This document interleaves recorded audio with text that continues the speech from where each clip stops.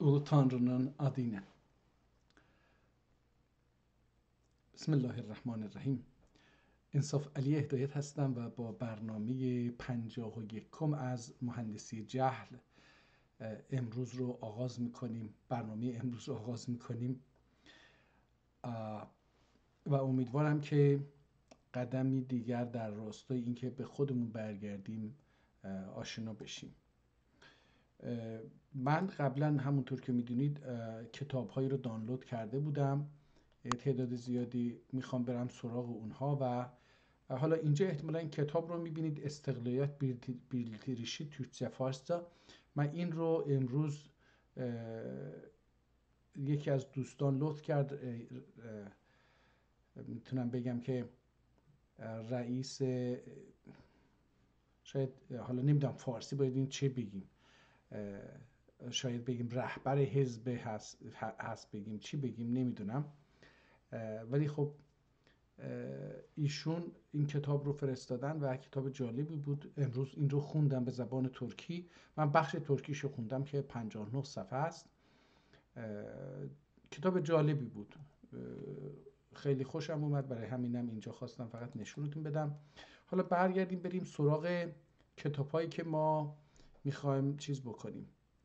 فکر می‌کنم رساله چیز رو خوندیم، جیب، وتر و زاویه و درجه، اینها رو در برنامه قبلی خوندیم. سلطان حسین بایگارا دیوان این انسان شریف رو نتونستم بخونم برای اینکه هم جغات‌های رو نمیدونستم، ترکی جغات‌های رو نمیدونستم، هم اینکه خوشنویسی شده بود نمیتونستم. در نتیجه حالا با یکی از دوستان دارم صحبت میکنم ببینم اگر این با الفبای چاپی اگر وجود داره، من نتونستم پیدا بکنم، اگر وجود داشته باشه اون رو پیدا بکنم و از نو تلاش بکنم برای خوندنش.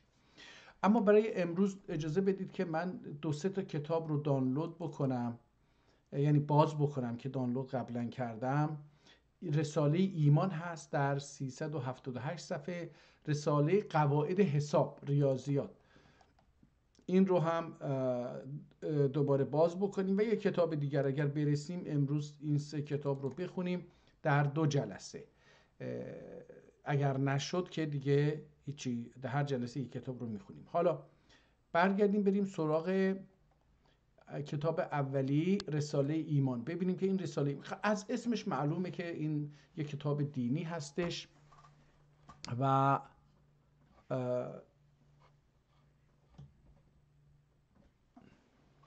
یک کتاب دینی هستش و به مسائل دینی میپردازه. از اون جهت هم برای ما مهمه، چه دیندار باشیم چه بیدین باشیم، چه به دین اعتقاد داشته باشیم چه نداشته باشیم. تاریخ بشر یه بخشیش عبارت از همین هاست، به خصوص جامعه ما ترک ها در آذربایجان و ایران و کلا ترک ها یه جامعه دینی هست بوده. ممکنه دولت حالا فردا غیر دینی باشه یا نه اینکه غیر دینی باشه، دین رو به وسیله و ابزار اعمال قدرت دین تبدیل نکنه، اینجوری بگم خیلی بهتره. چون که یه وقتی هستش که انسان ها به هر حال دین دارن. کانادا یک جامعه بسیار دینی هست، آمریکا بسیار دینی هست، اروپا هم دینیه، اما سیاستمداران دین رو علنا اجرا نمی کنن و به منزله ابزار قدرت هم اجرا نمی کنن.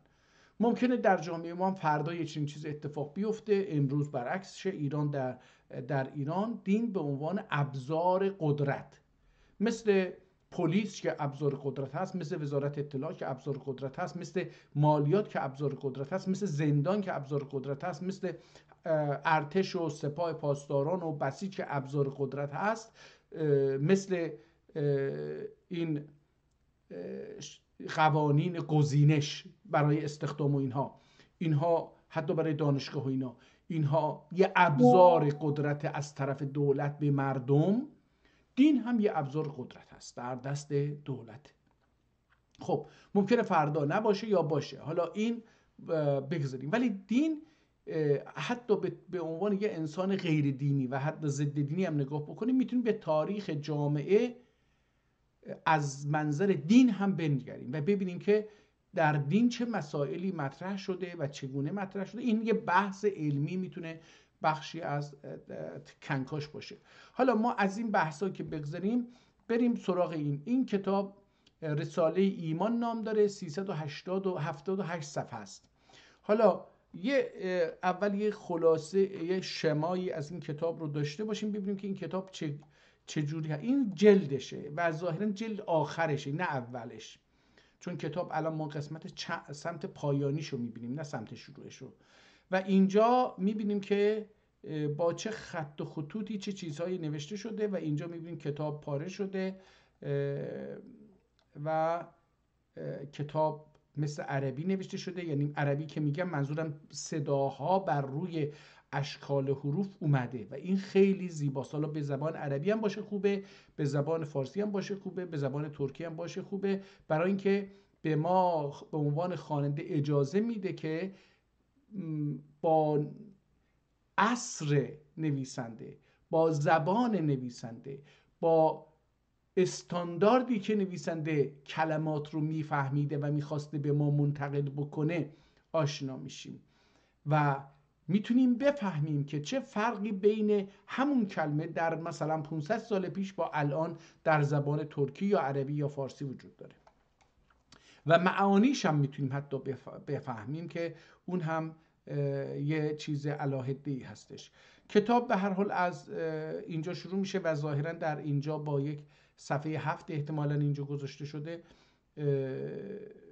با بسم الله دیگری شروع میشه. ادامه میدیم دیگه. من نمیتونم همه این 300 صفحه رو 378 صفحه رو اینجا ورق بزنیم چون خودش زمان بسیار زیادی رو میبره، ولی خب دوباره اینجا با یه بسم الله دیگری روبرو شدیم. این نشون میده که این کتاب از چندین کتابچه تشکیل شده یا چندین رساله. دوباره اینجا یک کتاب دیگری با یک کتاب دیگری روبرو میشیم. حالا یه چند تا از اینها رو میتونیم البته ورق بزنیم و از هر کدوم یه نیم صفحه یا یه صفحه رو بخونیم ببینیم که چی هستش. در این قسمت با اشعار روبرو میشیم. حالا اینها رو هم میبینیم اینجا کتاب دوباره اینجا نوشته شده و پاک شده. خیلی بعد اینجا دوباره با بسم الله روبرو میشیم، دوباره با یک بحث جدیدی احتمالاً رساله جدیدی روبرو میشیم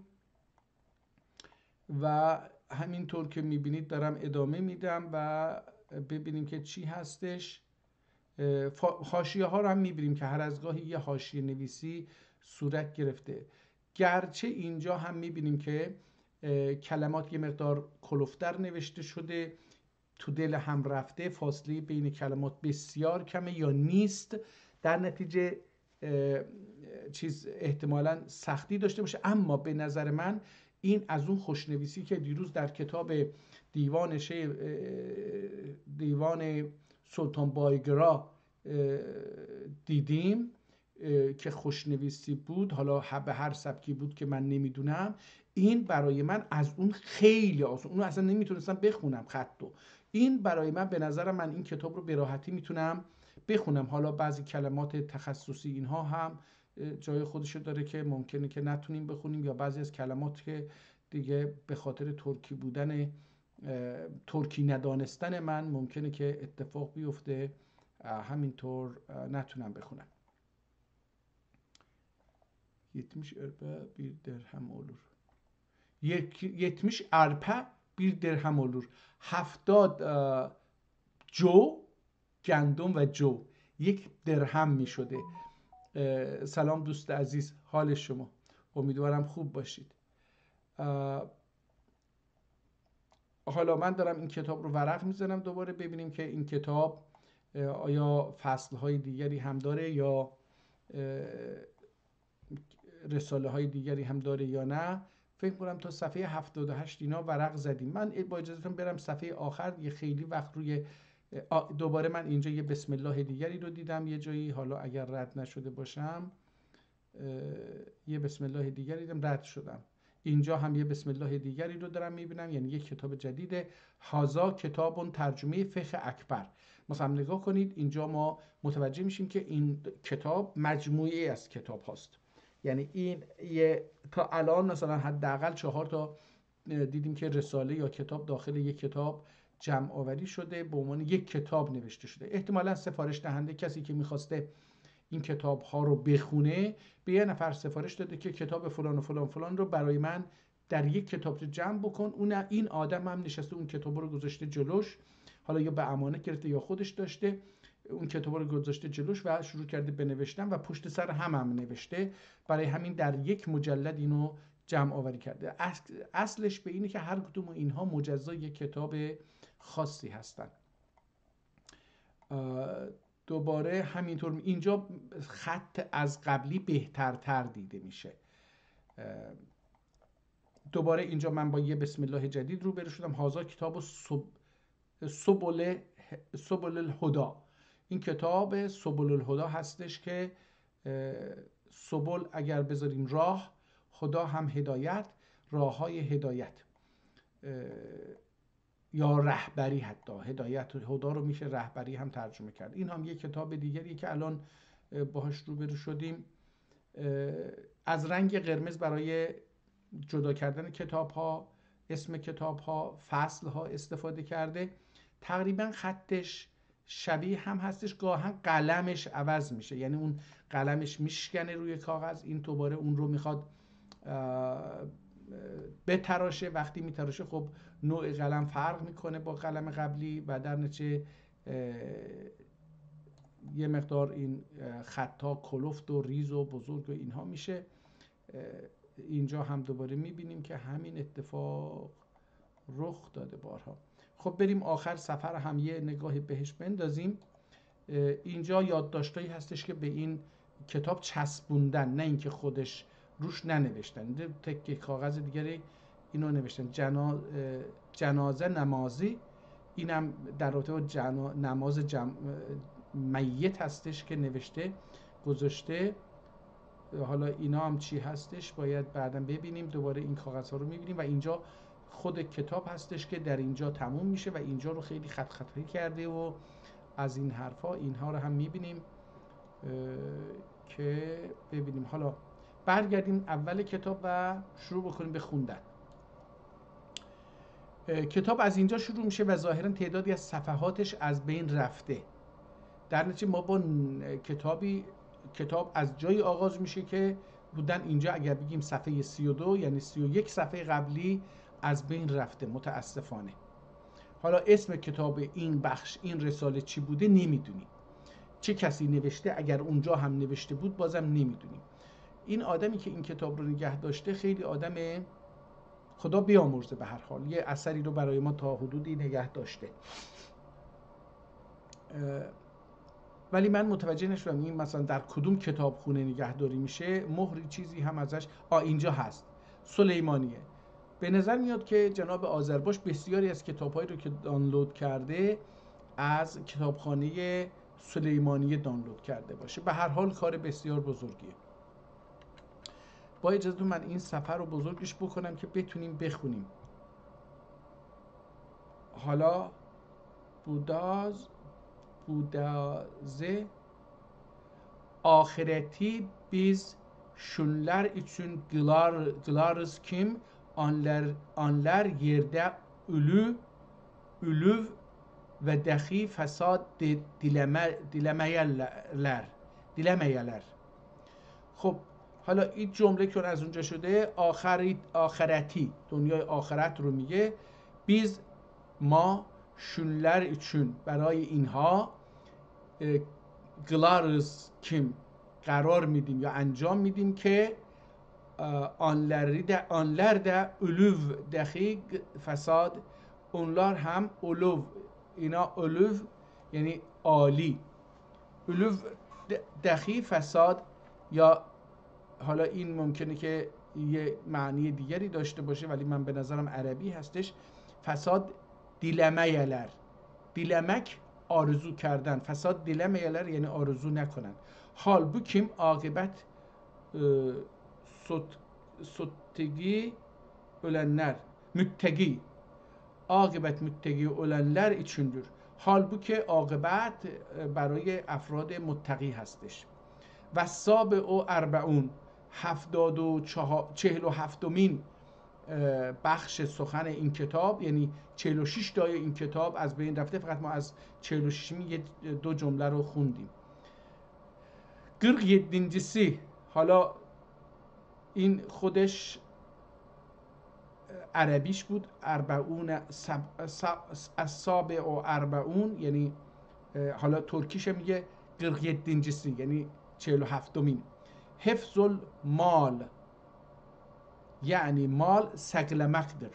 سقلمقدر نگاه کنید، الان دیگه من ساقلماق نمیگم، سقلمقدر. برای چی؟ برای اینکه این کلمه ها رو، تمامی حروف رو صداگذاری کرده. در نتیجه من میتونم با صدایی که نویسنده میخواست، نه بر اساس صدایی که امروزه در شهر خودمون و در تحت تاثیر زبان فارسی و عربی و نمیدونم زبانهای دیگر داریم و لهجه ها داریم یک صدا رو در میاریم، بر اساس اون نه، بلکه بر اساس نویسنده کتاب و اون زمان این کتاب رو که استانداردش کرده، علمی هم هست، حالا بر اساس ادبی هست بگیم، حالا علمی اگه بگیم برای اینکه یه بحث خاصی رو داره انجام میده و شیوهش هم احتمالاً علمی هستش، از اون جهت دارم میگم علمی، نه به خاطر اینکه مثلا فیزیک شیمی اینا، نه. حالا 47. ببینیم ما در تبریز میگیم 47، اما اینجا میگه 47. تشدید هم نداره، یدی نمیگه، یدینجی. حفظ المال یعنی مال سقلمقدر، نگه داشتن ماله. که قوله تعالی ولا تعتوا السفهاء اموالکم و السفهاء و الشباب و النساء و الصبیان. میگه که به قول خداوند تعالی، تعالی همون اولو الله اشاره میکنه که اموال رو به سفها، آدمهای سفیه ندید. لا تترکوا السفهاء اموالکم و سفها کی هستن؟ حالا اینجا به آیه گفته که این قول خداست، لا تأتوا السفهاء اموالکم. هم و سفها کیا هستن؟ حالا خودش داره اینو ترجمه میکنه، قرآن نگفته این رو. و سفهاء الشباب و النساء و الصبیان، و سفیهان جوانان هستند، زنان هستند و بچگان، صبیان. Allah Teala'nın bu قول شریفی ile ثابت‌دür. با این قولش ثابت هست شما مالتون رو چجوری حفظ بکنید. حالا یعنی siz mallarınızı sufahaya vermeniz. Sufaha ise taze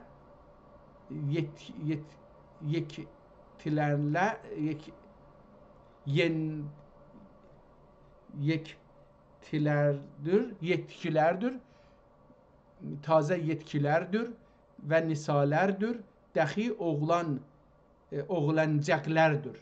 oğlancıklardır. ببخشید. حالا اینجا گفتش که بر اساس این آیه ثابت هستش، یعنی سیز مالlarınızı، اموالتون رو به سفها vermeniz. Sufaha kimdir? Sufaha ise taze yetkilenler,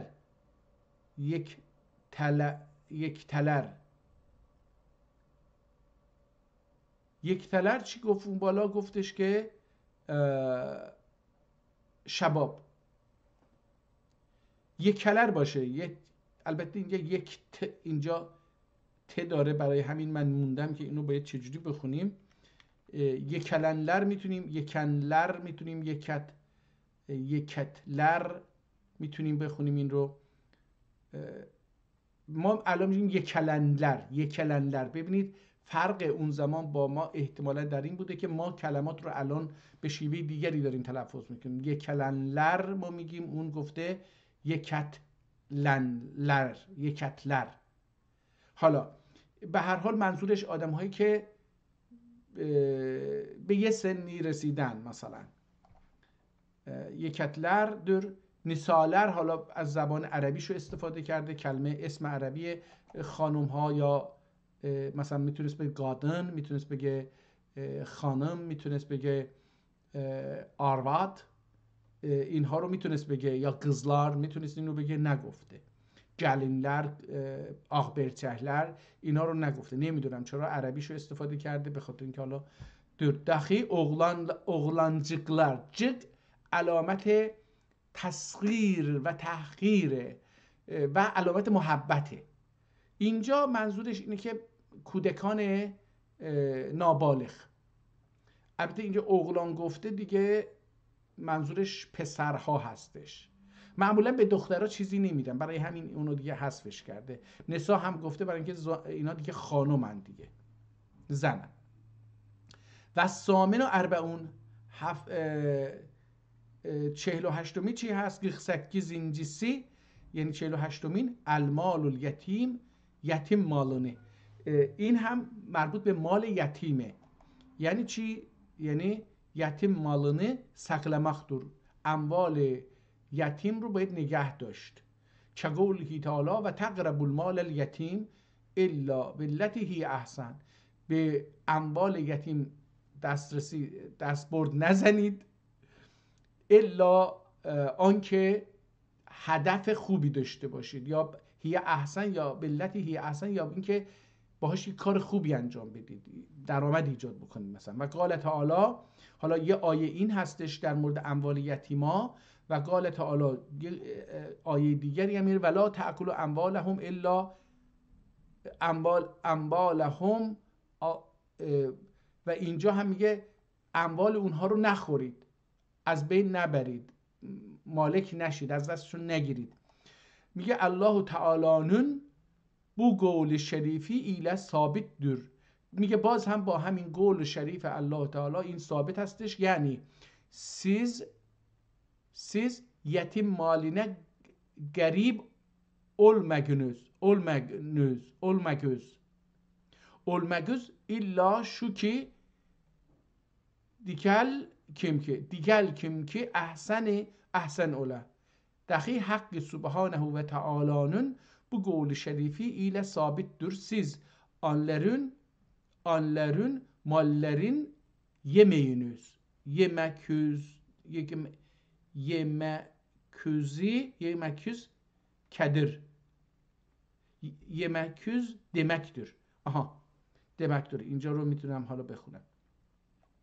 و اینجا هم داره در مورد این دوباره توضیح میده که siz yetim maline garip olmakünüz، نزدیک olmağınız، نزدیک شدنتون به مال یتیم، الا شوکه، الا اینکه شوکه، اینکه دکلکم دیگلکم دیگلکم، این علامه مثلا میگیم دیگلکم، یعنی بگیم که احسن اوله، احسن خیلی خوب باشه.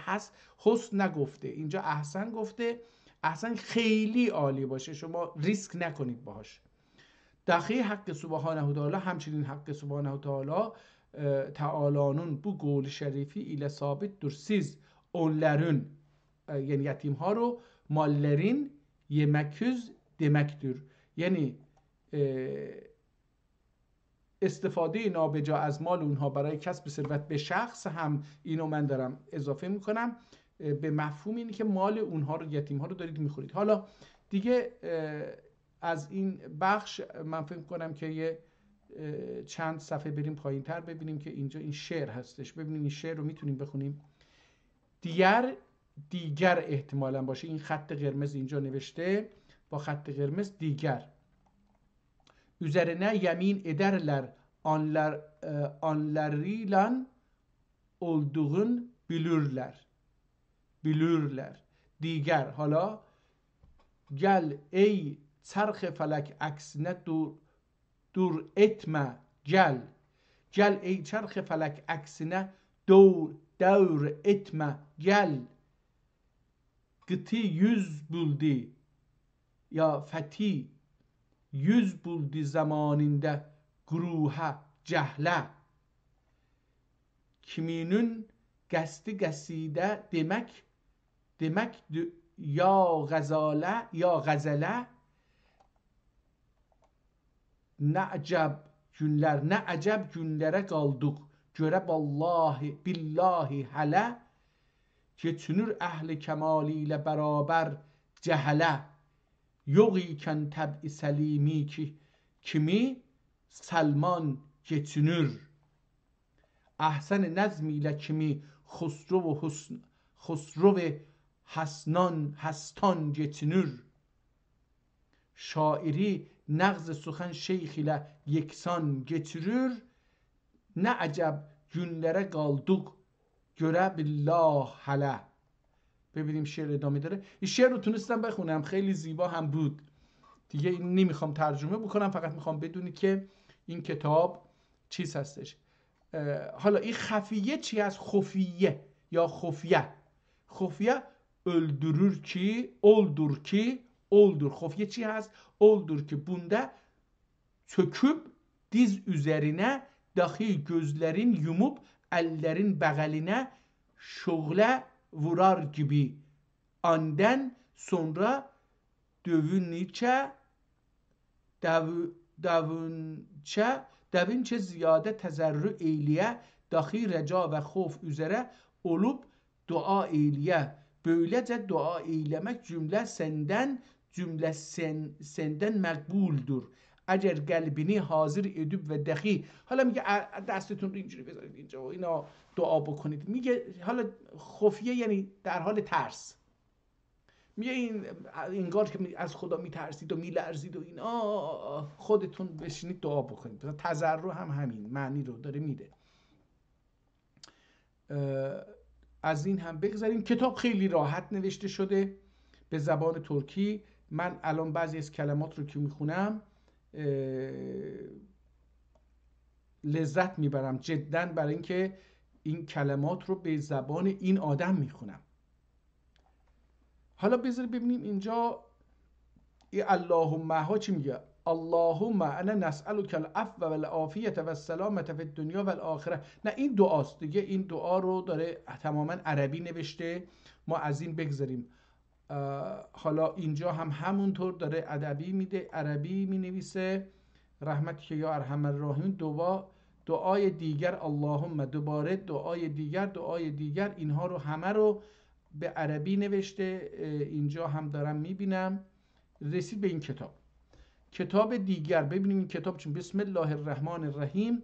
دعای وضو. حالا میخواد وضو بگیره، دعا میکنه الحمدلله الذی جعل الماء طهورا. آب رو طهور پاکیزه آفرید یا قرار داد. اللهم انی اسألک. حالا اینم که تا اینجاها عربیه، دارم میبینم. این صفحه دومش هم عربی هست. انما الاعمال بالنیات، اینم که عربی هستش.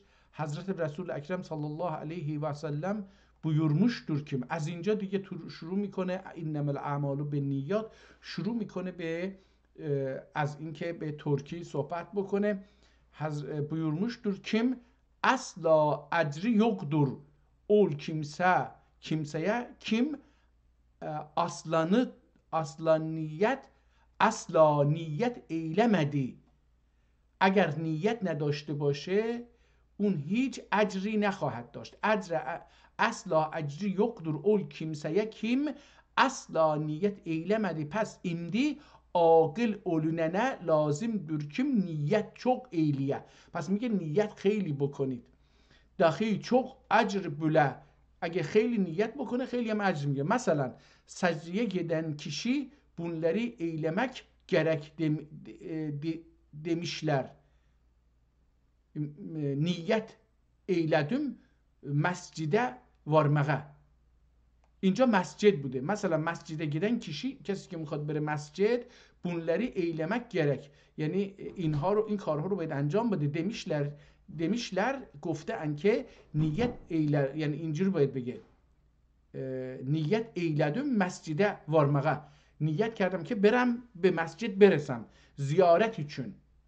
hasretim dahi nedametim az olsun. نیتشو میگه حسرتم از جوری است و ندامتم از کارهایی که انجام دادم az olsun کم بشه. için dahi مغفرت öle erişmek. مغفرت öl مغفرت اریشمک. من نمیدونم تو خواب بود یا در بیداری بود، داشتم این کلمه اریشمک رو داشتم بررسی میکردم. یعنی قهرمان. اریشمک، البته این اریشمک رسیدن. احتمالا اینها از یک ریشه باشن، ولی خب این لغات دیگری هم از همین ساخته میشه. من الان یادم نیست که اون بحثی که در خواب بود یا در بیداری داشتم انجام میدم در این مورد با خودم چی بود، الان یادم نمیاد و جاشم نیست. خب پس از اینجا دیگه کتاب رو شروع کردیم به چیز کردن. ببینیم حالا اینجا چی میگه. این کتاب در مورد گناه ها احتمالاً داره صحبت میکنه، برای همین بیشتر چیزهاش در رابطه با اون هست. بذارید ببینیم اینجا hazır ölenlerimizi ve gayip ölenlerimizi sen mağfiret eyle ve sagirina ve kebirina ve büyüklerimizi ve küçüklerimizi sen mağfiret eyle ve zekerina ve unasina dahi erkeklerimizi ve dişilerimizi. ببینید اینجا دیشی گفت، خیلی زیبا ترجمه کرد. دیشیlerimizi sen mağfiret eyle. اللهم من احییته منا فاحیه علی الاسلام. ای benim Allah'ım şul kimse ki bizden sen ihya eyledin, pes imdi ol kimseyne sen İslam üzre ya Rab ihya eyle ve men tuveffeytehu minna feteveffu alel imane ve dahi şul kimse ki bizden sen öldürdün, pes ol kimse iman üzerine öldür ya Rab ve khusse hazel meyyitu bir ruhi ve raha dahi ya Rab şu meyyit üçün ruhini ve rahati mahsus kıl vel mağfiret ve rızvan dahi mağfiret ölmegi ve mağfiret ölmeliği mahsus kıl. Allah این هر کلمه جمله کوتاهی رو نوشته ترجمه کرده به ترکی. به نظرم این خیلی کار خوبیه. ما قبلا در یه ترجمه دیدیم که کلمه رو می نوشت، این رو از نظر ادبی، از نظر جمله بندی، از نظر کارکرد در جمله و معانی مختلفی داشته بررسی می کرد. این رو قبلا یه کتابی رو به این شکل، اون هم قرآن بود که یک سوره بود یا چند سوره رو اینجوری آنالیز کرده بود، در نظر ادبی و معنی کرده بود. حالا اینجا با یک سبک دیگری از ترجمه ترک‌ها از قرآن یا از دعاها روبرو هستیم که میبینیم جمله رو نوشته و ترکی اون رو نوشته. مثلا من برای اولین بار بالا براش اشکال گرفتم که چرا اینجا نسا رو دوباره به عربی گفته. حالا در اینجا دیدیم که نسا رو اومد گفتش که دیشیلر و اینجا این مفهوم رو به کار برد. این برای من، خود من شخصا خیلی اهمیت داره. البته برای اینکه با معانی دعاها آشنا بشیم که چی میگن، به نظر من کتاب جالبی هست. اللهم المغلقی، این رو ببینید خیلی زیبا این رو آورده. مغفرت اینجا مغفرت المغلق. البته خود مغفرت عربی آورده. من فکر کردم مثلا باید تلاش بکنه برای این باغشلانماخ مثلا جترسین، اما نه، مغفرت المغلقی آورده. یعنی یه ترکیبی، یه مفهوم رو با ترکی عربی یه ترکیب ساخته، مثل زبان فارسی که الان تقریبا همه افعالش حداقل دو ترکیبی هستش، دو فعلی هستش. کان محسن مخصوص قل اللهم این کان محسنا فزد احسانه. ای benim اللهم اگر محسن ایسه، محسن یعنی خوب نیکوکار، احسان کی زیاده، احساننی زیاده ایله. احسان اون رو و این کان مسیئا فتجاوز عنه ها برحمتک. عنه یا ها اینجا با بالا برده عنه و ها به خانم ها اشاره میکنه در عربی، ه به مردها، در نتیجه این رو دو بار نوشته، ها هرو ها برحمتک و لقه الانس. اینو حالا ترجمه نکرده انس البشریه و کرامت و زلفا برحمتک یا ارحم الراحمین. اگر گناهکاری سه، حالا ترجمه کرد گناهیندن رحمتی لجج. ای ببینید اینجا قشنگ گفت این جج رحمتی لجج، ای ارحم الراحمین، معصوملریشون.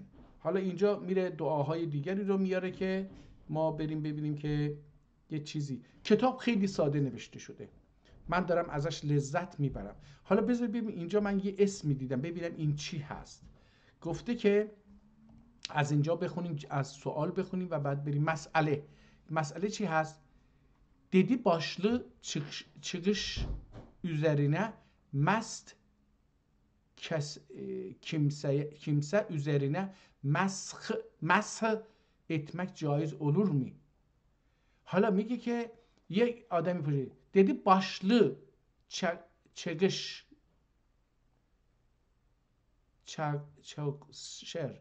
çöküşer üzerine. این یه مثلا حالا یک چیزیه که برای سر روی سر میذارن، نمیدونم این چه چیزی هست. dedi başlı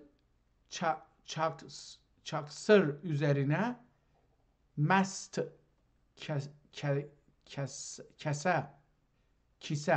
kayse mest kayse üzerine. دوباره این مست چی هست؟ مست کیسه، مثل کیسه هست، نمیدونم.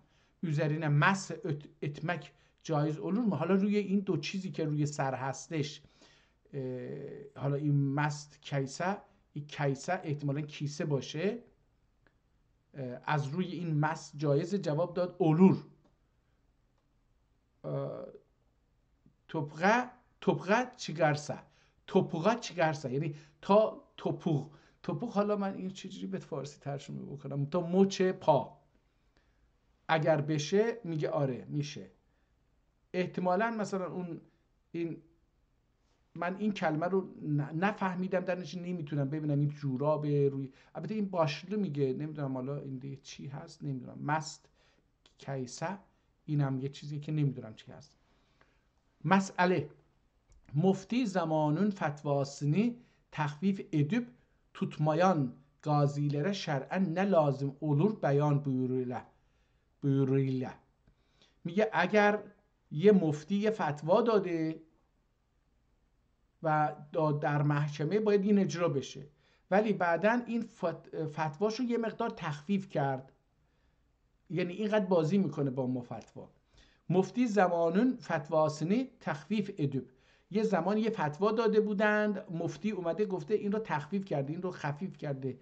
ادوب توتمایان گازیلری، اگه به این کسایی که به این تخفیفه عمل نکردن، گازیلر شرعا نه لازم اولور، شرعا برای این قاضی ها چه چیزی لازم انجام بدن در مورد اینها؟ بیان بuyurla. جواب الجواب کفردür. نگاه کن فتوای یک ملا رو که یکی قبلا داده بود یا خودش داده بود، حالا میگه آقا اون اشتباه خیلی شدیده، میخوایم اینو نرمش بکنیم. حالا قاضیه میگه نه من نمیخوام، همون قبلیه رو میخوام اجرا بکنم، میگه این کفره.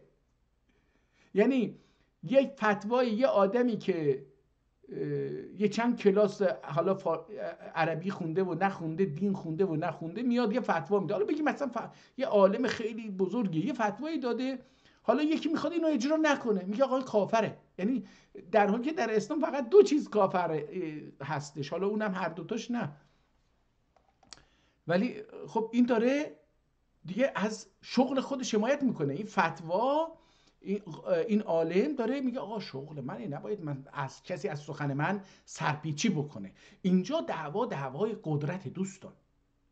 نگاه ببینید دیگه، یعنی اینجا میبینید که دعوای قدرت. یارو میگه آقا من شغلم اینه، نباید مردم از فرمان من سرپیچی بکنه، حتی اگر تو محکمه قاضی دادگاه باشه. کفرdur تفریق olunur سعدی چلبی. این سعدی چلبی یه چیزه، حالا یه بزرگیه در عثمانی، در دولت عثمانی، قطعا این یه آدم بزرگیه.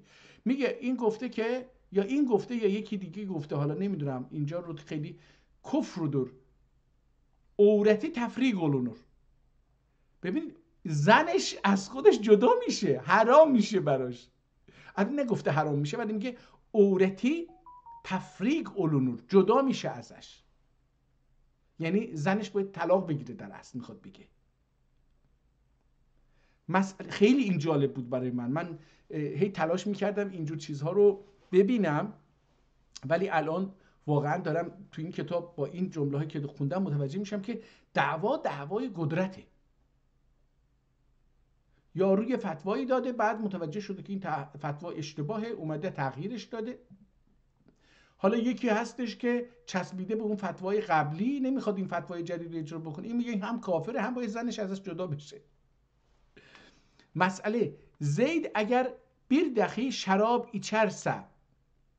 içersem Tengrinin قولی و پیغمبرون ümmeti degülem dese şer'en ne lazım olur. اگر bir زیدی، یه آدمی، اگر bir dahi، یه بار دیگه، شراب içersem، بخورم. این زید میگه، بی زید نامی، اگر بیاد بگی که آقا من شراب içersem، بخورم، تنگرینین قولی و پیغمبرین امتی دگülem دسه، اگه بگی که من آقا بنده خدا نیستم و امت محمدم نیستم، دسه شرعا نه لازم olur. میگه جواب، میگه تجدید ایمان لازم olur کمال پاشا. این نظرات این آقایونه. اونجا سعید چلبی این نظر رو گفته بود که کفرdur عورتی تفریق، این از کتابای اونا داره جمع میکنه. این جواب رو هم کمال پاشا گفته. کمال پاشا گفته که اگر این آدم اومده گفته باشه که مثلا من مشروب میخورم، اینجا بگیم الکل دیگه، حالا من اینجا الکل به ترجمه میکنم یا شراب ترجمه میکنم، نمیدونم، میخورم و پیغمبر رو هم قبول ندارم، بنده خدا هم نیستم، 3 تا گناه مثلا میخوام بکنم. این آدم کمال پاشا گفته که آقا نباید بکشیدش، نباید مجازاتش بکنید، حکمش اینه که تجدید ایمان لازمه، ایمانشو عوض بکنه تمومه، یعنی برگرده به سر ایمان. سب مسئله سی احتمالاً سب توهین، سب نبی eden kimse şer'en ne lazım olur بیان buyurula. اگر کسی به حضرت محمد توهین بکنه، سبش بکنه، شرعاً چه لازمه؟ جواب قتل لازم olur. قتلش لازمه. قتل احتمالاً قتل لازم olur. احمد ابن کمال، احمد ابن کمال هم گفته که آقا چیزه، قتلش لازمه. جالبه این آدم اومده فتواهای علمای مختلف رو جمع کرده، در اصل نظر خودشو خیلی نمیگه. زید bir geziyede estağfurullah kafir idim Müslüman oldum dese şer'en ne lazım olur. یکی پرسیده اگر یه نفری زیدی در یه قضیه‌ای بیاد بگی که استغفرالله کافر ایدم، استغفرالله کافر بودم مسلمان شدم، میگه حالا اینو بگه در یه مسئله‌ای، در یه مسئله مثلا فکر بکنید که حالا داریم یه بحثی میکنیم، یه کسی یه چیزی گفت، من میگم استغفرالله من کافر بودم، الان با شنیدن این سخن مسلمان شدم، یه حکم شرعیش چیه؟ آدما میرن یه سوالهای مزخرفی رو میپرسن، این ملاها هم جواب میدن، تبدیل میشه به اسلام. بدبختی اینجاست. من هی دارم اینو تلاش میکنم بگم این فتواها خارج از قرآنه. امام صادق هم گفته باشه خارج از قرآنه، حضرت محمد هم گفته باشه خارج از قرآنه، بقیه بزرگان دین هم گفته باشن خارج از قرآنه و ربطی به دین نداره، نظرات شخصی این هاست. حالا میگه چی؟ الجواب تجدید ایمان و تجدید نکاح لازم olur. این آدم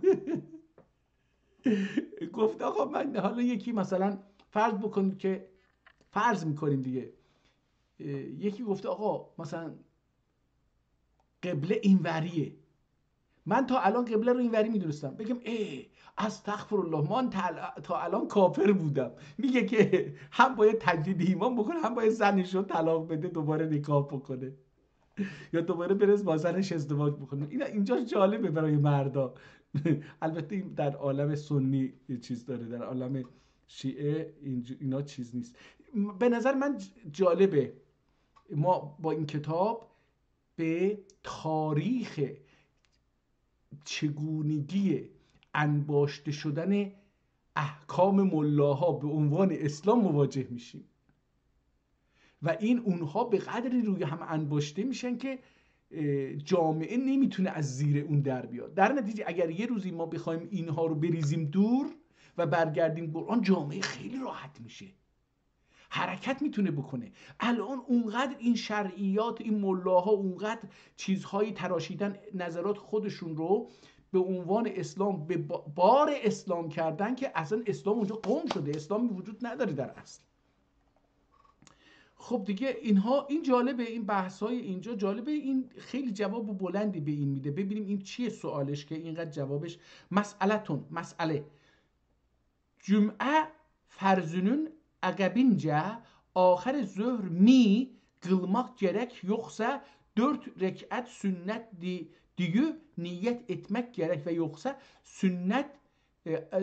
sünnetül vakt demek gerek ve ahir zöhrün ve ahir zöhrün 4 rekatine bile zem sure lazım olur mu؟ حالا این آدم هم خیلی بیکاره، اومده از آدم بیکار دیگه رفته. خانم ها معمولا این سوال رو نمی‌پرسن، اینا مال مردان احمق هست که تلاش میکنن مثل بنی اسرائیل رفتار بکنن. گفت آقا نماز جمعه که واجبه در جهان سنی، در جهان اسلام، در جهان شیعه متاسفانه اسلام برعکسه دیگه، نماز جمعه واجب نیست.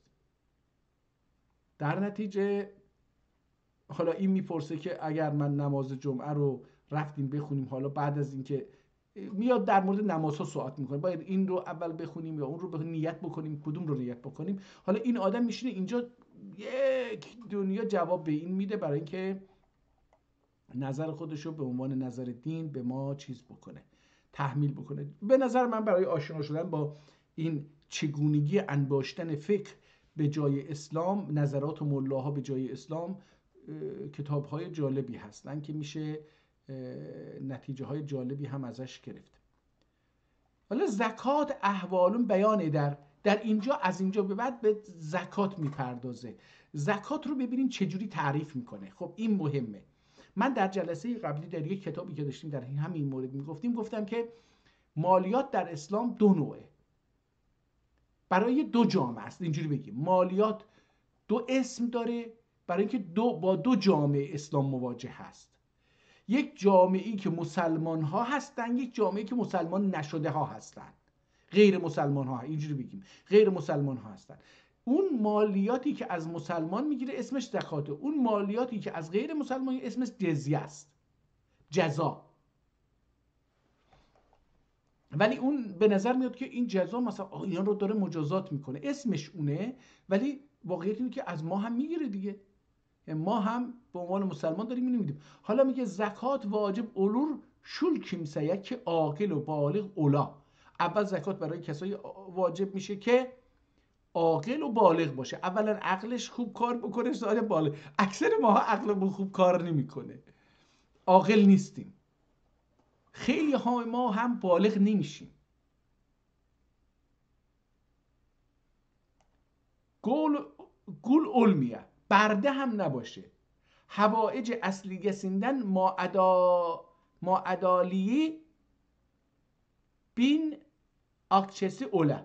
و علاوه بر اون حوائج اصلی، نیازهای اصلیه که داره، علاوه بر اون 2000 akçesi، 2000 akçe یه واحد پوله. عرض کردیم که احتمال خورده های الان من فرضم بر اینه آقچه الان به کروش گفته میشه که در ترکیه است. لیر یه ریزهایی داشته که به اون آقچه میگفتن. حالا میگه باید 2000 آقچه اگر علاوه بر نیازهای اصلیش داشته باشه، مثلا بگه آقا من تا آخر سال اینقدر پول نیاز دارم و این 2000 آقچه هم اضافه بر اونه، میگه اون وقت براش زکات واجبه. اینجا فرق مسلمانی با اون یکی احتمالاً فرق شدیده که اونجا حتی اونو نمیدونم، بذارید ببینیم حالا یه جایی اگه به جزیه برخوردیم ببینیم که اون چی هست. اولسا اوله علی آقچه زکاتون وره، علی آقچه آقا 2000 تا 50 تا چند درصد 2000 تا میشه؟ 5 تا 5 درصد 10 درصد 2000 تا. حالا یکی باید اینو جمع بکنه، ضرب بکنه، بهمون بگه که 50 چند درصد 2000، اینو به دست بیاریم معلوم میشه که ما الان چقدر میدیم. آقچه زکاتون وره 4000 آقچسی اوله 100 آقچه. حالا دیگه 4000 تا باشه 100 تا باید پرداخت بکنه و وره داخل زیاده اولسه bu حساب üzere malının زکاتون وره. این زکات مال دولتی دیگه، دولت مشخص میکنه، اینم ملا بوده گفته که ما اینقدر میگیریم. آلتونده اگر حالا طلا داشت، اون یکی پول داشت سکه داشت، این یکی طلا داشت، آلتونده طلا باشه 20 میسکال مالون اولسه 1 میسکال زکات برده، 1/20. اینجا 1/20، احتمالا در اونجا هم 1/20 باشه، احتمالا نمیدونم، یکی از دوستان اینو حساب کرد، اگه دوستان حساب بکنن خیلی عالی میشه.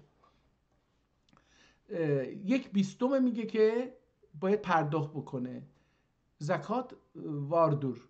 مثلا bir kimsenin havaic esliyeden fazla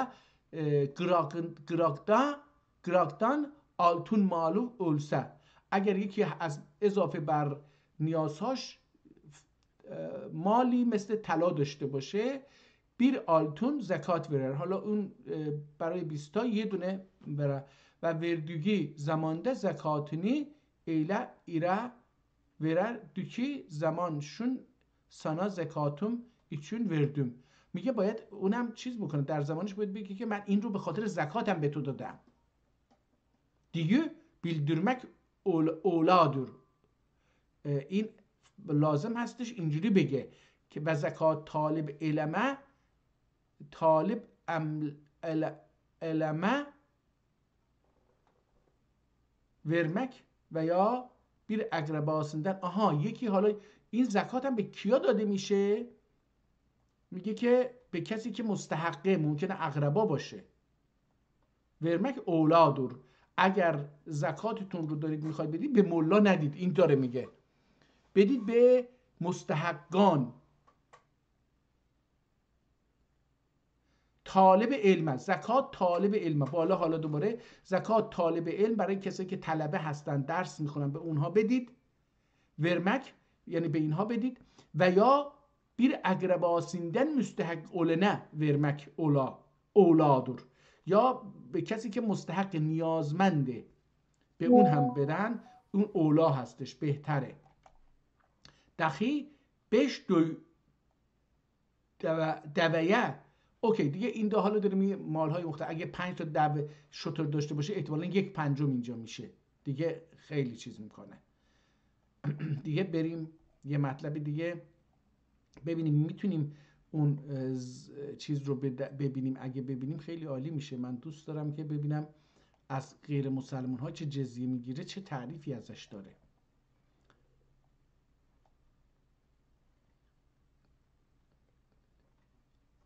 حالا من همینجوری دارم میخونم ولی این رو با صدای بلندم بخونم به نظرم بد نمیشه.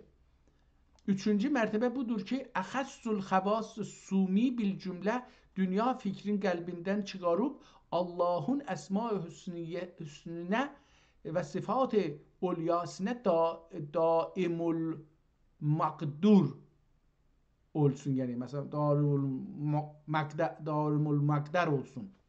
Makdur olsun. Daimul makdur olsun. Som sevum. Sevum kimseyi farzdır ve kimseyi vacibdir ve kimseyi mekruhdur. Ramazanun. اینجا صوم نوشته یعنی روزه، صومه. ما الان صوم میگیم، اینجا صوم گفته روزه. خب از اینم که بگذاریم، فکر میکنم که الان بیش از نیم ساعته که 55 دقیقه است. واو، 55 دقیقه است با این کتاب داریم کشتی میگیریم. من خیلی یواش میخونم. بریم صفحه، حالا نصف کتاب، این 5 دقیقه که ازش مونده، ببینیم این صفحه، بریم 100 میشه 200 کتاب. من میخواستم تازه برم سراغ کتاب‌های بعدی ببینم که اونا چی دارن میگن. ببینم از اینجا به بعد یه کتابی هستش که بتونم از اونجا آغاز این کتاب بخونم. حالا اینجا یه فارسیه دیدم، ببینیم چی میشه. اینجا چی هست؟ میگه که اسات مؤمنیه اولور، اسات مؤمنیه اولور و کل شیء ذکره العلماء بالفارسیه من صفات الله تعالی فجائز القول به سوى یدبا الفارسیه و یجوز ان یقول یروی خدای عزوجل بلا تشبیه ولا کیفیه هی، یعنی هر صفات الله تعالی که آندن علمای ازام فارسیل تعبیر edip bize dahi صفات الله تعالی فارسیل تعبیر ederler. Mesela bervi خلا demek، bervi خدا demek. فارسا به شایدم خلا، نمیدونم، اینجا من خدا خوندم، حالا بروی در زبان فارسی مثلا بروی خدا دمک جایز دور، میگه به این معنی میشه گفت. لکن bizim yüzümüze مشتبه مراد etmemek gerekir. میگه نباید مشتبه برامون باشه. و بیر آخر کیفیت دخی مراد etmek gerektir، باید مراد بکنید، قصد داشته باشه. و لیس قرب الی الله، حالا اونم به فارسی یه چیزایی گفته بود که خواستم ببینم چی گفته در مورد فارسا، که میگه اگر اونها در زبان، حالا یک کتاب از سبل الهدى، ببینیم این کتاب در مورد چی هست. بسم الله الرحمن الرحیم. Hamd şul Allah üçündür ki tevhid ve ibadat nuruyla gönüllerimizi, hala ben اینجا باید این رو نون بکنم، köküllerimizi münevver kıldı ve hazine-i irfan eyledi ve salavat şul mefkhari mevcudat Muhammed Mustafa aleyhisselavat ve selam üzerine olsun ki bizi zulümat-ı küfrden ve cehliden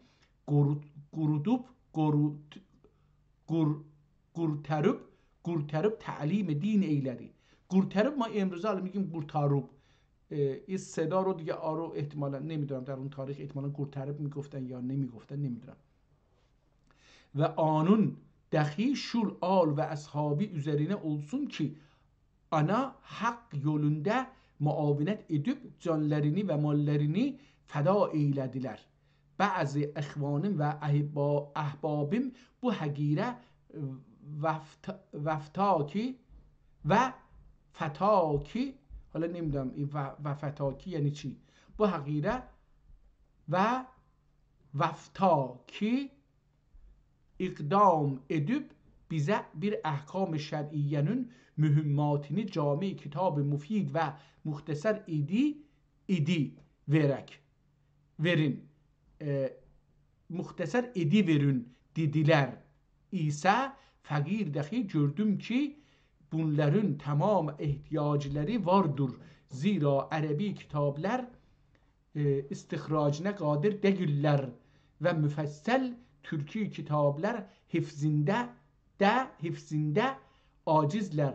Bu nefs zelil fikri kelil ve akl kelil aciz dahi Hakkı Celle ve Ala Hazretine tevekkül edip şuru ettim. Umid budur ki bu muhteseri ve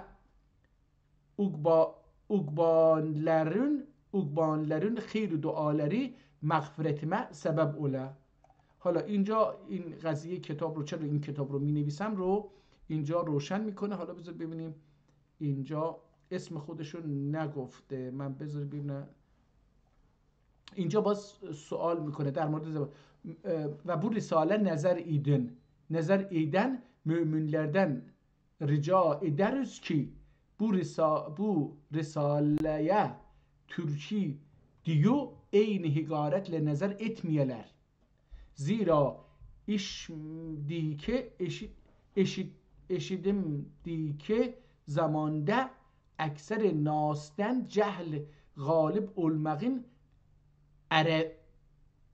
Arabi ya Azebi, Garbi kitaplardan sahih istihraç etmek denme kimsede kudret yoktur. Ele ölse Türki lisanıyla ifade ekmel eşmeldir.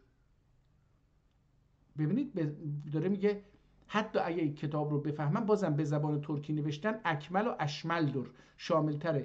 آنه binaen Türki olmuştur. Ama ma'khazi olan kitaplar havali bininde makbul ve müsellemdir. Evvel bildi ki meseleye muhalif mesele buldukda gerektir ki bir kitaba inkar olunmaya. Zira mesail fikhiyede ihtilaf çoktur. Nasa erfak ve kıyasa ufak. Nasa erfak ve kıyasa ufak olendur. Fugaha getinde در سطح فقها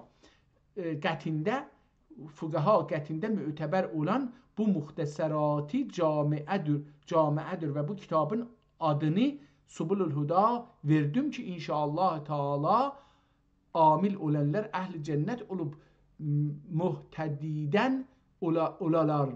وفقنالله و ایاکم الی الصواب. خب ببینید خیلی زیبا بر اهمیت زبان ترکی بر کتابت اینجا یه ملا بود. حالا این یه ملا یه چیز بود. بریم صفحه آخر ببینید در مورد این کتاب یه چیزی میتونیم به دست بیاریم و بخونیم و ببینیم که چی میگه. من این از اینجا شروع بکنم بخوندم ببینم که یه چیزی میتونم. کذالک فی خلاصه فی باب فواید اللهم اجعلنا من العاملین. اینم عربی همش تا اینجا میاد، اینجاش هم عربی تمام شد. حالا اینجاشو فارسی نوشت تمام شد. حالا بذار ببینیم این تمام شد آیا کتاب هم فارسی هست یا نه. برگردیم این کتابچه چون اونجا من رو خیلی چیز کرد. از همینجا ببینیم ادلر مرزلر استمه و جز آغرزی. این کتاب در مورد پزشکیه.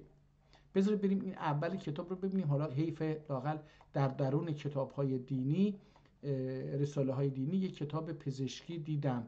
بذارید ببینیم، این خیلی جالب بود برای من. ببینیم این کتاب اولش رو پیدا بکنیم خیلی عالی خواهد بود. این رساله رو پزشکی هستش.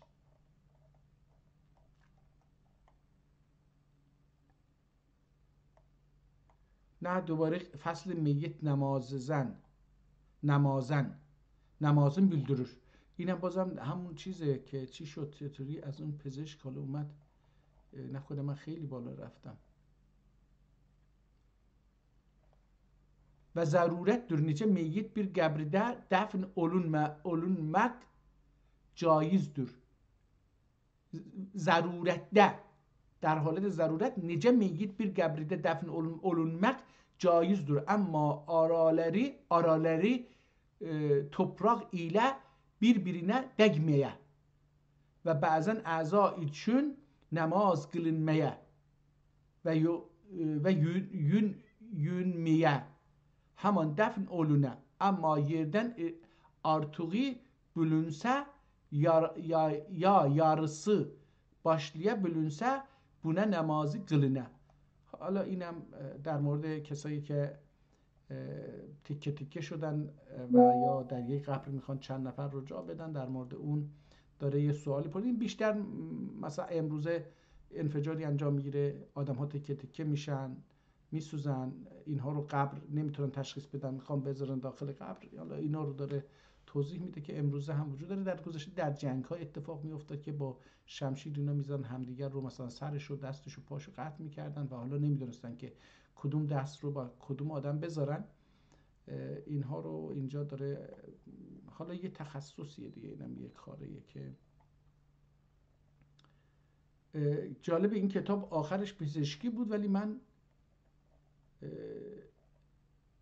حالا از اینجا شروع بکنیم ببینیم این کتاب ترکی هستش یا فارسیه. بالغ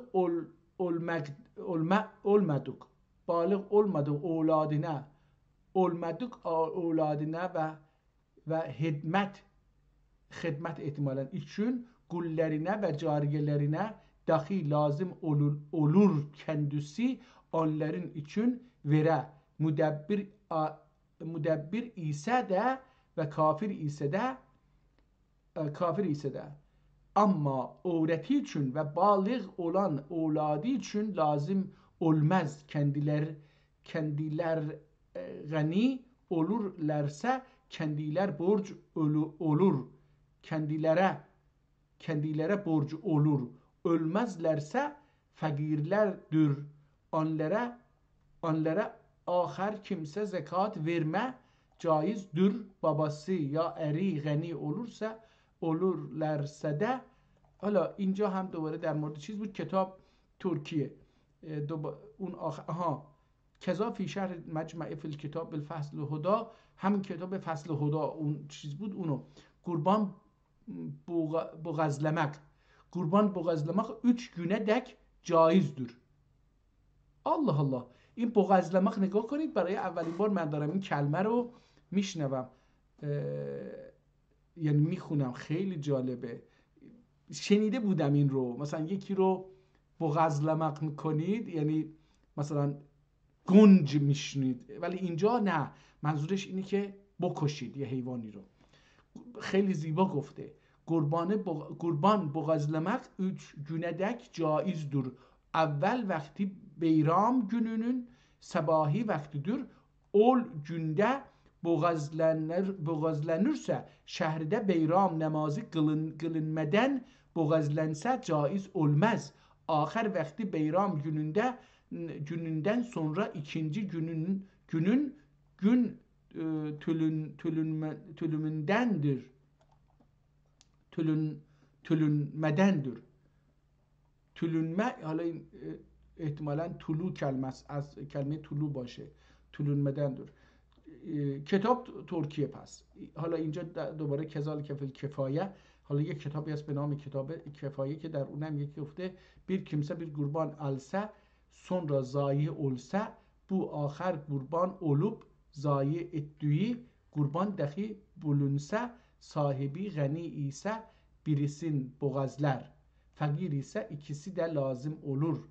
Niyetle lazım olduğu için.